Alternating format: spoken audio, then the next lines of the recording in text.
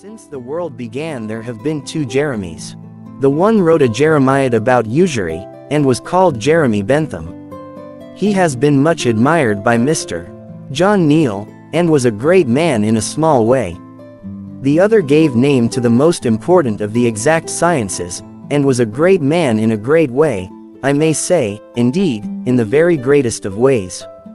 Diddling, or the abstract idea conveyed by the verb to diddle, is sufficiently well understood. Yet the fact, the deed, the thing diddling, is somewhat difficult to define. We may get, however, at a tolerably distinct conception of the matter in hand, by defining not the thing, diddling, in itself, but man, as an animal that diddles.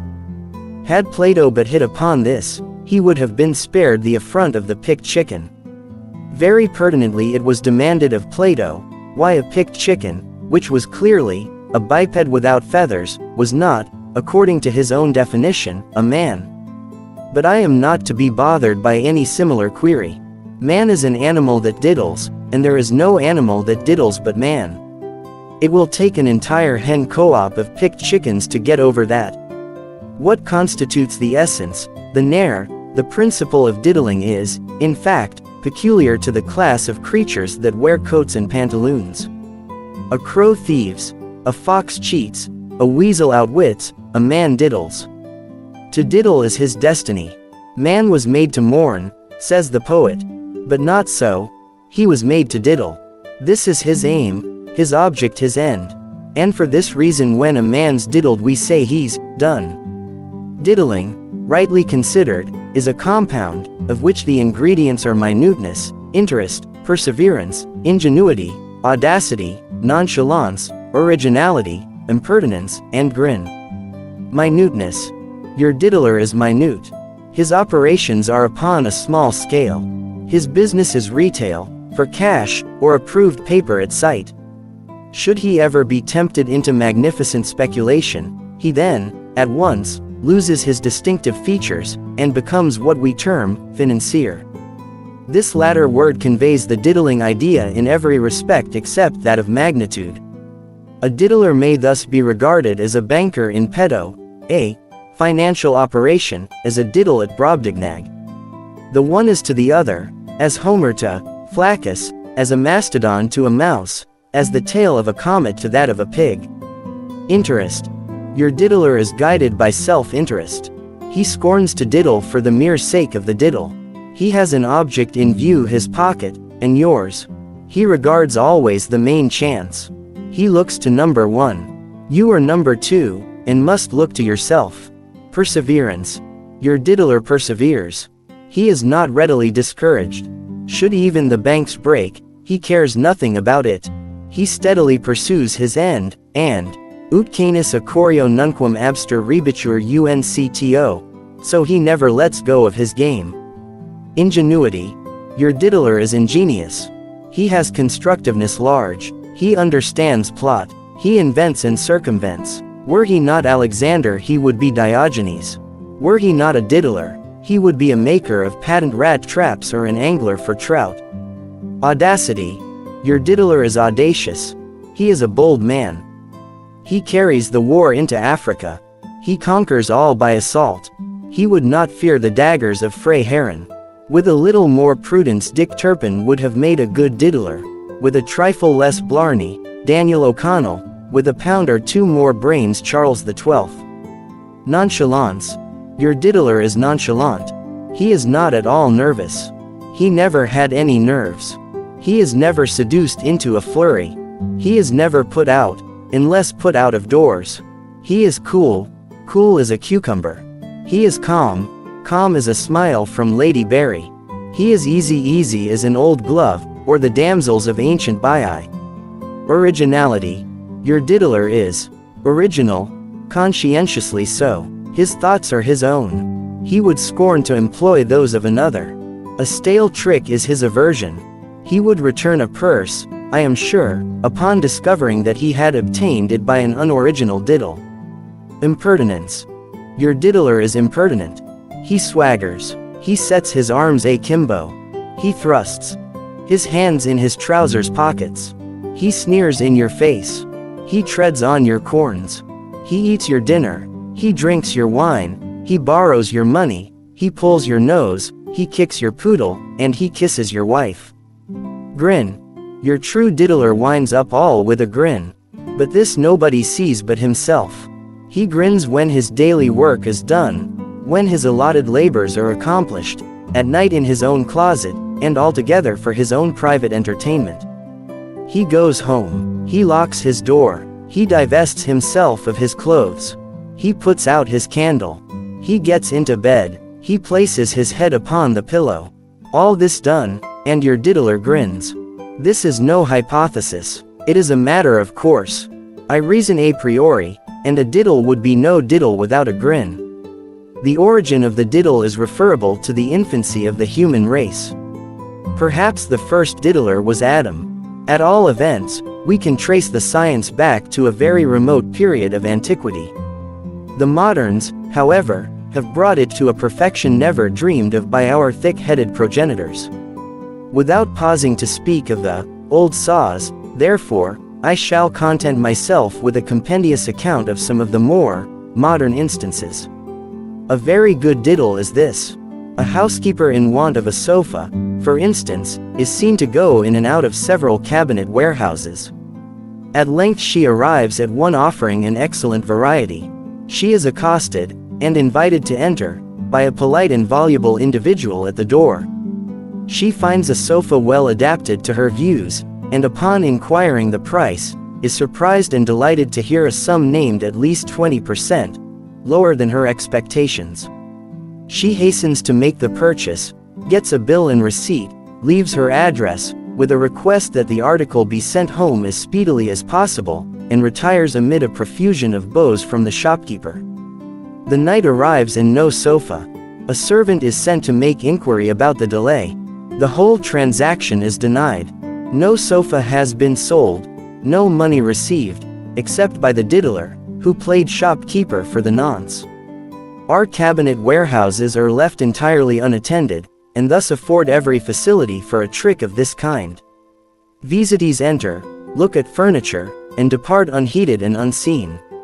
Should any one wish to purchase, or to inquire the price of an article, a bell is at hand, and this is considered amply sufficient. Again, quite a respectable diddle is this. A well-dressed individual enters a shop, makes a purchase to the value of $1, finds, much to his vexation, that he has left his pocket-book in another coat pocket, and so says to the shopkeeper, "My dear sir, never mind, just oblige me, will you, by sending the bundle home? But stay, I really believe that I have nothing less than a $5 bill, even there. However, you can send $4 in change with the bundle, you know." "Very good, sir," replies the shopkeeper, who entertains, at once, a lofty opinion of the high-mindedness of his customer. "I know fellows," he says to himself, "who would just have put the goods under their arm, and walked off with a promise to call and pay the $1 as they came by in the afternoon." A boy is sent with the parcel and change. On the route, quite accidentally, he is met by the purchaser, who exclaims, "Ah, this is my bundle, I see, I thought you had been home with it, long ago. Well, go on, my wife, Mrs. Trotter, will give you the $5. I left instructions with her to that effect. The change you might as well give to me, I shall want some silver for the post office." "Very good. 1, 2, is this a good quarter? 3, 4, quite right. Say to Mrs. Trotter that you met me, and be sure now and do not loiter on the way." The boy doesn't loiter at all, but he is a very long time in getting back from his errand, for no lady of the precise name of Mrs. Trotter is to be discovered. He consoles himself, however, that he has not been such a fool as to leave the goods without the money, and re-entering his shop with a self-satisfied air, feels sensibly hurt and indignant when his master asks him what has become of the change. A very simple diddle, indeed, is this. The captain of a ship, which is about to sail, is presented by an official-looking person with an unusually moderate bill of city charges. Glad to get off so easily, and confused by 100 duties pressing upon him all at once, he discharges the claim forthwith. In about 15 minutes, another and less reasonable bill is handed him by one who soon makes it evident that the first collector was a diddler, and the original collection a diddle. And here, too, is a somewhat similar thing. A steamboat is casting loose from the wharf. A traveler, portmanteau in hand, is discovered running toward the wharf, at full speed. Suddenly, he makes a dead halt, stoops, and picks up something from the ground in a very agitated manner. It is a pocket-book, and, has any gentleman lost a pocket-book? He cries. No one can say that he has exactly lost a pocket-book, but a great excitement ensues, when the treasure trove is found to be of value. The boat, however, must not be detained. Time and tide wait for no man, says the captain. For God's sake, stay only a few minutes, says the finder of the book, the true claimant will presently appear. Can't wait, replies the man in authority, cast off there, do ye hear? What am I to do? Asks the finder, in great tribulation. I am about to leave the country for some years, and I cannot conscientiously retain this large amount in my possession. I beg your pardon, sir, here he addresses a gentleman on shore, but you have the air of an honest man. Will you confer upon me the favor of taking charge of this pocket-book? I know I can trust you, and of advertising it. The notes, you see, amount to a very considerable sum. The owner will, no doubt, insist upon rewarding you for your trouble. Me? No, you, it was you who found the book. Well, if you must have it so, I will take a small reward, just to satisfy your scruples. Let me see, why these notes are all hundreds, bless my soul. 100 is too much to take, 50 would be quite enough, I am sure. Cast off there, says the captain, but then I have no change for 100, and upon the whole, you had better. Cast off there, says the captain. Never mind, cries the gentleman on shore, who has been examining his own pocket-book for the last minute or so. Never mind. I can fix it, here is a 50 on the Bank of North America, throw the book. And the over-conscientious finder takes the 50 with marked reluctance, and throws the gentleman the book, as desired, while the steamboat fumes and fizzes on her way. In about half an hour after her departure, the large amount is seen to be a counterfeit presentment, and the whole thing a capital diddle. A bold diddle is this. A camp meeting, or something similar, is to be held at a certain spot which is accessible only by means of a free bridge. A diddler stations himself upon this bridge, respectfully informs all passers-by of the new county law, which establishes a toll of 1 cent for foot passengers, 2 for horses and donkeys, and so forth, and so forth. Some grumble but all submit, and the diddler goes home a wealthier man by some $50 or $60 well earned. This taking a toll from a great crowd of people is an excessively troublesome thing. A neat diddle is this. A friend holds one of the diddler's promises to pay, filled up and signed in due form, upon the ordinary blanks printed in red ink. The diddler purchases 1 or 2 dozen of these blanks, and every day dips one of them in his soup, makes his dog jump for it, and finally gives it to him as a bon bouche. The note arriving at maturity, the diddler, with the diddler's dog, calls upon the friend, and the promise to pay is made the topic of discussion. The friend produces it from his escritoire, and is in the act of reaching it to the diddler, when up jumps the diddler's dog and devours it forthwith. The diddler is not only surprised but vexed and incensed at the absurd behavior of his dog, and expresses his entire readiness to cancel the obligation at any moment when the evidence of the obligation shall be forthcoming. A very mean diddle is this. A lady is insulted in the street by a diddler's accomplice. The diddler himself flies to her assistance, and, giving his friend a comfortable thrashing, insists upon attending the lady to her own door. He bows, with his hand upon his heart, and most respectfully bids her adieu. She entreats him, as her deliverer, to walk in and be introduced to her big brother and her papa. With a sigh, he declines to do so. Is there no way, then, sir, she murmurs, in which I may be permitted to testify my gratitude. Why, yes, madam, there is. Will you be kind enough to lend me a couple of shillings? In the first excitement of the moment the lady decides upon fainting outright. Upon second thought, however, she opens her purse strings and delivers the specie. Now this, I say, is a diddle minute, for one entire moiety of the sum borrowed has to be paid to the gentleman who had the trouble of performing the insult, and who had then to stand still and be thrashed for performing it. Rather a small but still a scientific diddle is this. The diddler approaches the bar of a tavern, and demands a couple of twists of tobacco. These are handed to him, when, having slightly examined them, he says, "I don't much like this tobacco. Here, take it back, and give me a glass of brandy and water in its place." The brandy and water is furnished and imbibed, and the diddler makes his way to the door. But the voice of the tavern keeper arrests him. "I believe, sir, you have forgotten to pay for your brandy and water." "Pay for my brandy and water? Didn't I give you the tobacco for the brandy and water? What more would you have? But, sir, if you please, I don't remember that you paid me for the tobacco." "What do you mean by that, you scoundrel? Didn't I give you back your tobacco? Isn't that your tobacco lying there?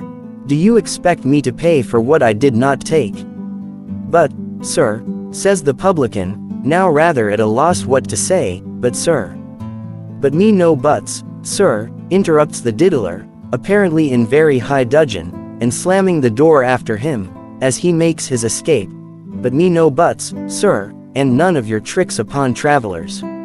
Here again is a very clever diddle, of which the simplicity is not its least recommendation. A purse, or pocket book, being really lost, the loser inserts in one of the daily papers of a large city a fully descriptive advertisement. Whereupon our diddler copies the facts of this advertisement, with a change of heading, of general phraseology and address.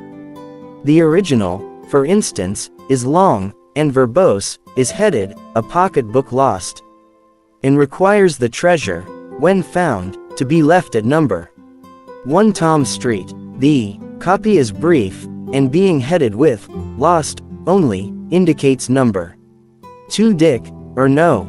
3 Harry Street, as the locality at which the owner may be seen.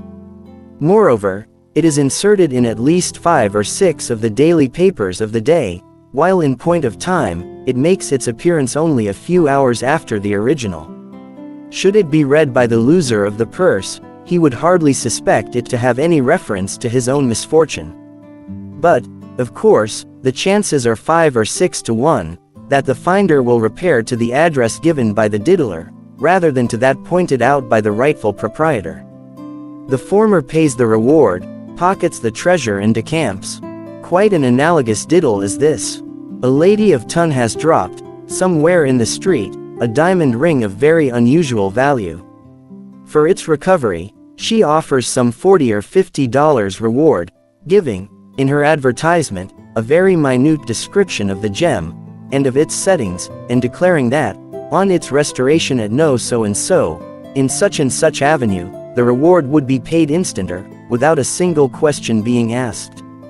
During the lady's absence from home, a day or two afterwards, a ring is heard at the door of no so and so, in such and such avenue, a servant appears, the lady of the house is asked for and is declared to be out, at which astounding information, the visitor expresses the most poignant regret.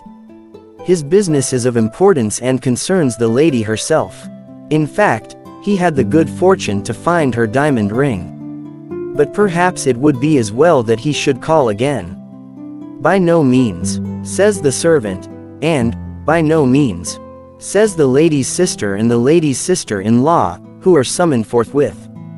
The ring is clamorously identified, the reward is paid, and the finder nearly thrust out of doors. The lady returns and expresses some little dissatisfaction with her sister and sister-in-law, because they happen to have paid $40 or $50 for a facsimile of her diamond ring, a facsimile made out of real pinchbeck and unquestionable paste. But as there is really no end to diddling, so there would be none to this essay, were I even to hint at half the variations, or inflections, of which this science is susceptible. I must bring this paper, perforce, to a conclusion, and this I cannot do better than by a summary notice of a very decent, but rather elaborate diddle, of which our own city was made the theatre, not very long ago, and which was subsequently repeated with success, in other still more verdant localities of the Union. A middle-aged gentleman arrives in town from parts unknown. He is remarkably precise, cautious, staid, and deliberate in his demeanor. His dress is scrupulously neat, but plain, unostentatious. He wears a white cravat, an ample waistcoat, made with an eye to comfort alone, thick-soled cozy-looking shoes, and pantaloons without straps. He has the whole air, in fact, of your well-to-do, sober-sided, exact, and respectable, man of business, par excellence, one of the stern and outwardly hard, internally soft, sort of people that we see in the crack high comedies, fellows whose words are so many bonds, and who are noted for giving away guineas, in charity, with the one hand, while, in the way of mere bargain, they exact the uttermost fraction of a farthing with the other. He makes much ado before he can get suited with a boarding house. He dislikes children. He has been accustomed to quiet. His habits are methodical, and then he would prefer getting into a private and respectable small family, piously inclined. Terms, however, are no object, only he must insist upon settling his bill on the 1st of every month. It is now the 2nd, and begs his landlady, when he finally obtains one to his mind, not on any account to forget his instructions upon this point, but to send in a bill and receipt, precisely at 10 o'clock, on the 1st day of every month, and under no circumstances to put it off to the 2nd. These arrangements made, our man of business rents an office in a reputable rather than a fashionable quarter of the town. There is nothing he more despises than pretense. Where there is much show, he says, there is seldom anything very solid behind, an observation which so profoundly impresses his landlady's fancy, that she makes a pencil memorandum of it forthwith, in her great family Bible, on the broad margin of the Proverbs of Solomon. The next step is to advertise, after some such fashion as this, in the principal business 6 pennies of the city. The pennies are eschewed as not respectable, and is demanding payment for all advertisements in advance. Our man of business holds it as a point of his faith that work should never be paid for until done. Wanted. The advertisers, being about to commence extensive business operations in this city, will require the services of 3 or 4 intelligent and competent clerks, to whom a liberal salary will be paid. The very best recommendations, not so much for capacity, as for integrity, will be expected. Indeed, as the duties to be performed involve high responsibilities, and large amounts of money must necessarily pass through the hands of those engaged, it is deemed advisable to demand a deposit of $50 from each clerk employed. No person need apply, therefore, who is not prepared to leave this sum in the possession of the advertisers, and who cannot furnish the most satisfactory testimonials of morality. Young gentlemen piously inclined will be preferred. Application should be made between the hours of 10 and 11 a.m., and 4 and 5 p.m., of Messrs. Boggs, Hoggs Logs, Frogs and Company. No. 110 Dog Street.